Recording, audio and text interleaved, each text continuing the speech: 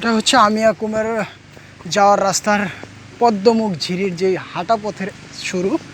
আমি সাব্বির আছি আপনাদের সাথে।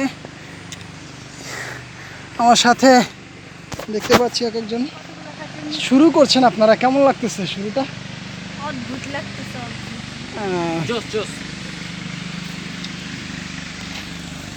হচ্ছে আমাদের হাঁটা পথের শুরু। এখন বাজে বেলা 1:30। আমরা 1:30-এ শুরু করলাম হাঁটা। দেখি আমরা কখন নাগাদ পৌঁছাতে পারি আমাদের সেই কাঙ্ক্ষিত গন্তব্যে, থুইসাপাড়ার উদ্দেশ্যে।